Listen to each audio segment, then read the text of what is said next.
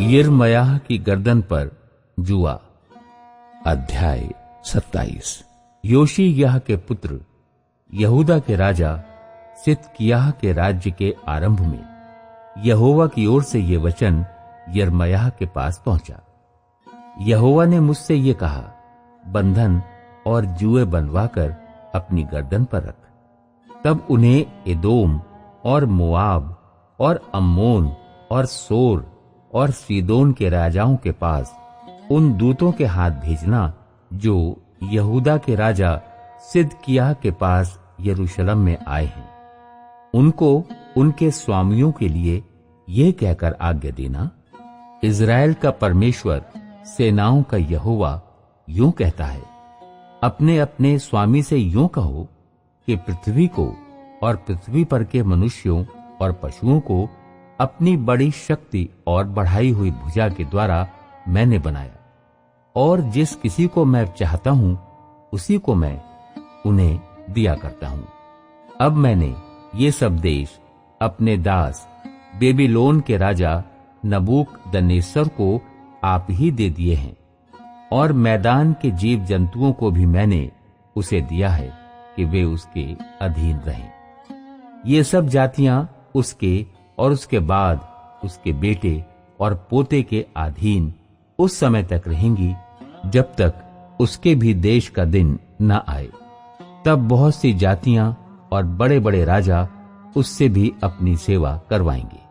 पर जो जाति या राज्य बेबीलोन के राजा नबूकदनेस्सर के अधीन न हो और उसका जुआ अपनी गर्दन पर न ले ले, उस जाति को मैं तलवार, महंगी और मरी का दंड उस समय तक देता रहूंगा जब तक उसको उसके हाथ के द्वारा मिटा न दूं।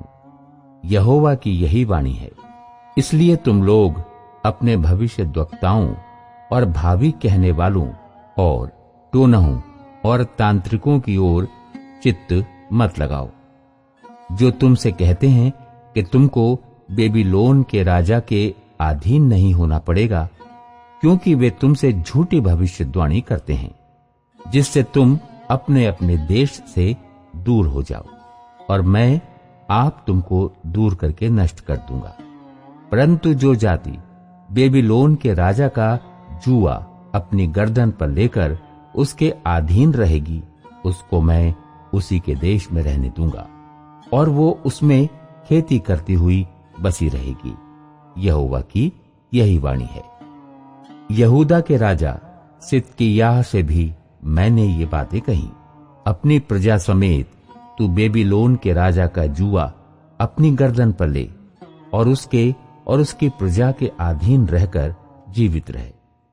जब यहोवा ने उस जाति के विषय जो बेबीलोन के राजा के अधीन ना हो ये कहा है कि वो तलवार, महंगी और मरी से नष्ट होगी, तो फिर तू क्यों अपनी प्रजा समेत मरना चाहता है?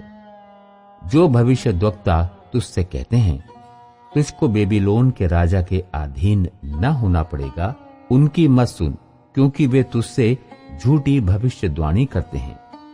यहोवा की ये वाणी है कि मैंने उन्हें नहीं भेजा। वे मेरे नाम से झूठी भविष्यवाणी करते हैं, और इसका फल यही होगा कि मैं तुझको देश से निकाल दूंगा, और तू उन नबियों समेत जो तुझसे भविष्यवाणी करते हैं नष्ट हो जाएगा। तब याजकों और साधारण लोगों से भी मैंने कहा, यहोवा यूं कहता है, तुम्हारे जो भविष्यद्वक्ता तुमसे ये भविष्यवाणी करते हैं, यहोवा के भवन के पात्र अब शीघ्र ही बेबीलोन से लौटा दिए जाएंगे। उनके वचनों की ओर कान मत धरो, क्योंकि वे तुमसे झूठी भविष्यवाणी करते हैं। उनकी मत सुनो। बेबीलोन के राजा के अधीन होकर और उसकी सेवा करके जीवित रहो। ये नगर क्यों उजाड़ हो जाए? यदि ये भविष्यद्वक्ता भी हों और यदि यहोवा का वचन उनके पास हो, तो वे सेनाओं के यहोवा से विनती करें कि जो पात्र यहोवा के भवन में और यहूदा के राजा के भवन में और यरूशलेम में रह गए हैं, वे बेबीलोन न जाने पाएं। क्योंकि सेनाओं का यहोवा यूं कहता है कि जो खंबे और पीतल की नांद, गंगाल और कुर्सियां और अन्य पात्र इस नगर में रह गए हैं, जिन्हें बेबीलोन का राजा नबूकदनेस्सर उस समय न ले गया जब वो यहोयाकीम के पुत्र यहूदा के राजा यकोन्याह को और यहूदा और यरूशलेम के सब कुलीनों को बंदी बनाकर यरूशलेम से बेबीलोन को ले गया था।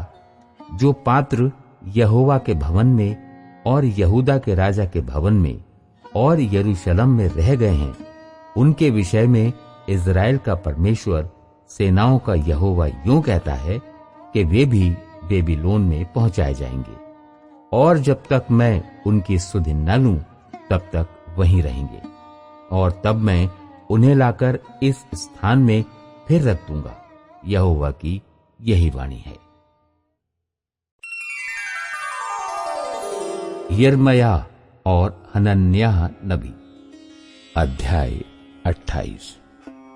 फिर उसी वर्ष अर्थात यहूदा के राजा सिदकिय्याह के राज्य के चौथे वर्ष के 5वें महीने में अज्जूर का पुत्र हनन्याह, जो गिबोन का एक भविष्यद्वक्ता था, उसने मुझसे यहोवा के भवन में याजकों और सब लोगों के सामने कहा, इज़राइल का परमेश्वर सेनाओं का यहोवा यूं कहता है, मैंने बेबीलोन के राजा के जुए को तोड़ डाला है।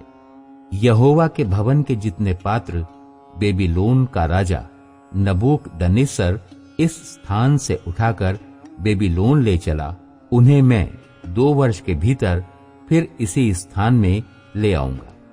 मैं यहूदा के राजा यहोयाकीम के पुत्र यकोन्याह और सब यहूदी बंदियों को भी जो बेबीलोन गए हैं इस स्थान में लौटा ले आऊंगा, क्योंकि मैंने बेबीलोन के राजा के जुए को तोड़ दिया है।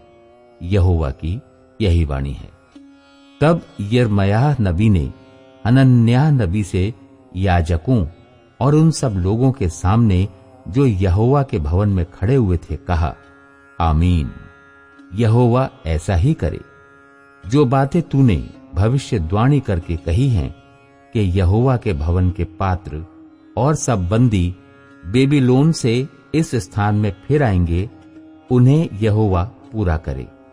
तो भी मेरा ये वचन सुन जो मैं तुझे और सब लोगों को कह सुनाता हूं। जो भविष्यद्वक्ता प्राचीन काल से मेरे और तेरे पहले होते आए थे, उन्होंने तो बहुत से देशों और बड़े बड़े राज्यों के विरुद्ध युद्ध और विपत्ति और मरी के विषय भविष्यद्वाणी की थी।